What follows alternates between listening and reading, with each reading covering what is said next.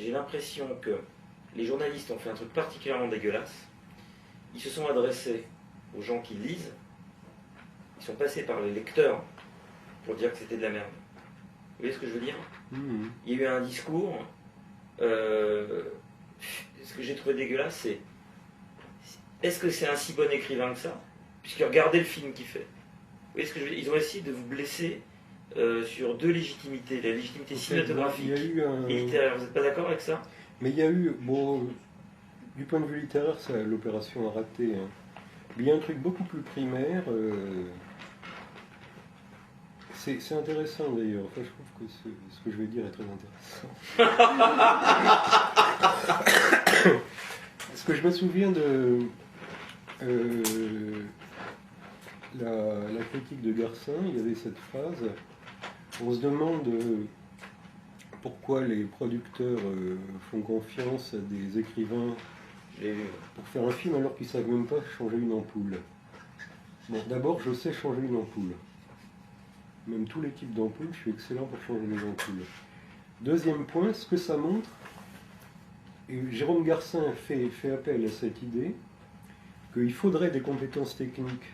J'ai lu le truc. Pour faire un film et pas pour un livre. Et dans un sens, c'est rassurant pour la littérature, quoi. Il n'est pas prêt d'y avoir en France de hautes écoles d'écrivains, avec des ateliers de creative writing, etc. Donc ça, c'est un peu rassurant.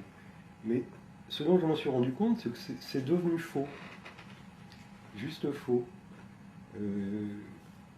Et c'est une mutation récente, ça. Comme quand on va sur YouTube, on s'aperçoit qu'il y a avec des caméscopes et un petit logiciel de montage, des centaines de milliers de personnes qui arrivent à faire un film. Alors que moi, dans mon entourage, je connais au moins 2 personnes qui gagnent leur vie, parce que plus personne, de moins en moins de gens sont capables de faire des textes. En suivant juste les règles de la grammaire et de l'orthographe, c'est ça qui devient une compétence technique dans la réalité. Et ça, c'est excellent. Ça. C'est vrai, le métier d'écrivain public, moi je connais 2 personnes qui ont arrêté l'enseignement du français pour se mettre écrivain public. L'équivalent d'un chef opérateur ou d'un cadreur, maintenant, c'est quelqu'un qui ne fait pas de faute d'orthographe. Ah, mais c'est rare, hein. Moi, je constate que de plus en plus de gens font des fautes de syntaxe, n'arrivent pas à maîtriser les catégories grammaticales et des fautes d'orthographe, quoi. Et en plus, il y a de plus en plus de gens qui veulent raconter leur vie. Et en fait, nègre est devenu un... L'équivalent du chef-op. Oui, mais une vraie profession d'avenir, nègre. Si on arrive à maîtriser à peu près la langue française, on est sûr de gagner sa vie à l'heure actuelle. Sérieusement. Hein, non, mais c'est ça, c'est l'équivalent d'une équipe technique de cinéma. Oui, oui. Donc, en fait, ça s'est complètement inversé. Et c'est vrai que, bon Dieu, beaucoup de gens font sur YouTube des films correctement cadrés, éclairés, montés... Je vais même vous dire que j'ai pris comme assistant de seconde équipe des jeunes mecs que j'ai repérés en allant sur YouTube. Des amateurs.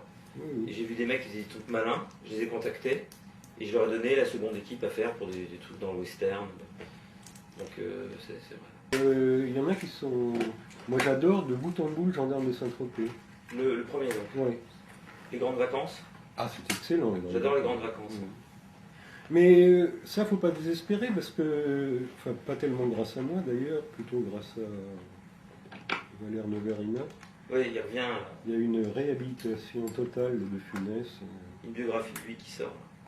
Oui, puis maintenant il y a des coffrets DVD Prestige. Ah oui, ça y est, c'est votre gendarme préféré, donc c'est le premier, quoi. Ah, il est extraordinaire le premier. Gendarme sous-marin, non? Il y a quand même l'examen, vous savez, l'examen... Il y en a un qui contient certaines scènes extraordinaires, c'est le gendarme en balade. Ah bon, on va filmer ça, c'est intéressant. En particulier, en particulier quand ils arrivent dans la communauté hippie. Ça c'est extraordinaire. Ça assez... c'est assez Houellebecquien, hein, oui. ce passage-là. Vous êtes d'accord, hein? Oui. Oui, j'aurais pu le faire. Ouais, ça, vous auriez pu le faire. Ouais, alors moi j'ai eu la chance d'avoir comme maquilleur Didier Lavergne qui travaillait à cette époque sur Le Gendarme en balade, c'est son premier film. Et il m'a raconté qu'il n'y a pas que ce qu'on voit à l'image qui est Houellebecquien. Il y a des coulisses. C'est-à-dire que le type, c'était quasiment le tournage était quasiment comme une secte. Et tout le monde, chez tout le monde, c'est-à-dire toutes les figurantes que vous voyez dans le Gendarme en balade, le maquilleur, le coiffeur, les assistants, ils en tapaient, quoi. Ah. Il m'a dit c'était un tournage que j'oublierai jamais. Il a couché avec plus de filles sur le Gendarme en balade, il n'a couché avec de filles sur tout le restant de ses jours depuis le Gendarme en balade. Mm. Il m'a dit que c'était vraiment apocalyptique. Bah oui, le film date de 70, 11, 70 je crois. Je me demande si c'est dans celui-là où il y a un beau passage aussi où Galabru lit du Verlaine. Oh, les Oaristis, les premières maîtresses, etc. C'est Jean Darval qui commence par Cruchot qui fait de l'équitation dans son château. Oui, c'est ça, avec Paul Prébois Ouais, qui lui raconte l'histoire de la petite chèvre. C'est un beau passage, ça aussi. Moi j'adore dans Gendarme se marie le passage où il passe un examen pour devenir adjudant-chef et il y a Gerbert qui copie sur Cruchot qui copie ce passage. Mais il faut aussi aimer les De Funès plus normaux. Hein. Comme Rabbi Jacob est un chef-d'œuvre. Rabbi Jacob, qui est un film pas du tout série B, c'est un chef-d'œuvre, Rabbi Jacob. La scène où il se lance dans des danses juives, et on peut la regarder. C'est extraordinaire. C'est extraordinaire, oui. Oui. Le Cornio. Et c'est pas mal du tout, le Cornio. Ça... Bon, il n'y a pas le brio absolu de Rabbi Jacob, qui est vraiment... Mais... Non, même...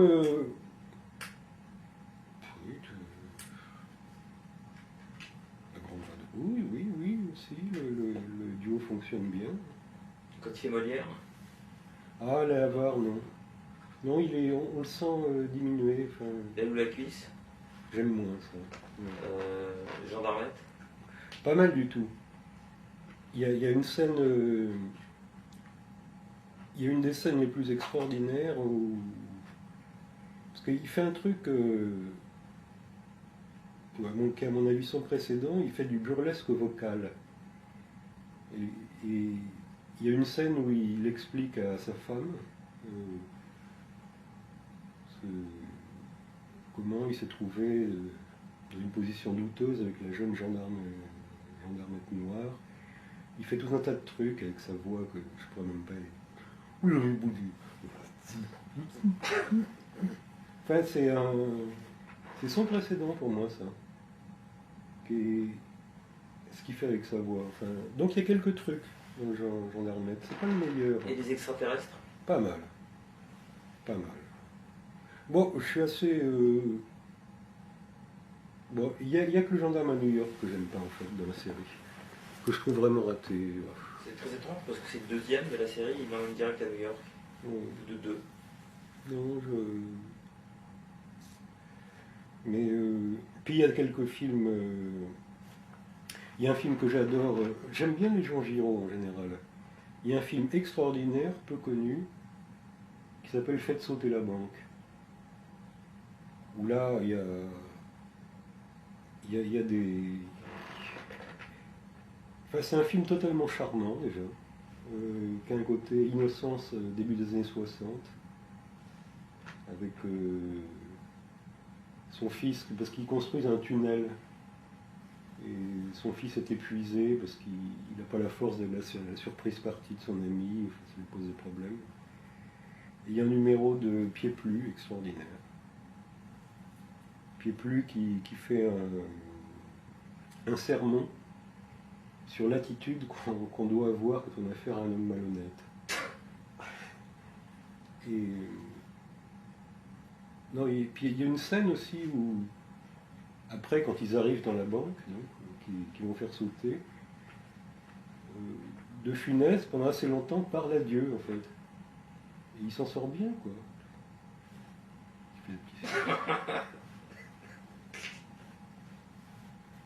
Et enfin, c'est un film charmant que je recommande vraiment, en fait, Sauter la banque. Qui a presque un charme de film muet par moment. Vous aimez bien le cinéma muet? J'aimais bien, oui, j'adorais ça. Vous êtes plutôt Harold Lloyd, Buster Keaton ou Chaplin? Ah non, j'aime bien Chaplin, classiquement. Oui, c'est ce qui m'a fait le plus rire, Chaplin. La ruée vers l'or, Le Dictateur, tout ça, j'adore. Mais ça fait longtemps que j'ai pas regardé ça. Mais j'aimais bien le film muet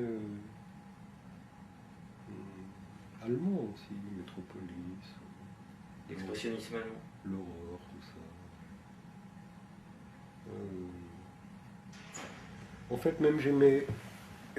C'est la seule période de ma vie où je sois vraiment allé au cinéma. Ma première chambre à Paris, j'étais une chambre de bonne, c'était pas trop loin de la cinémathèque. En fait, à l'époque, j'allais voir que des films muets. Je sais pas. De Fairbanks. Non, j'ai pas tellement vu ça. Mais en plus, j'allais voir que des films muets allemands, je crois. Ouais. J'étais assez obsédé. Si, sur la fin, je suis allé voir Eisenstein quand même. Dreyer aussi, j'aimais bien. Parmi les films expressionnistes allemands, quels sont ceux qui vous ont marqué? Ben, je crois que mon préféré, c'est quand même Metropolis. C'est le plus impressionnant.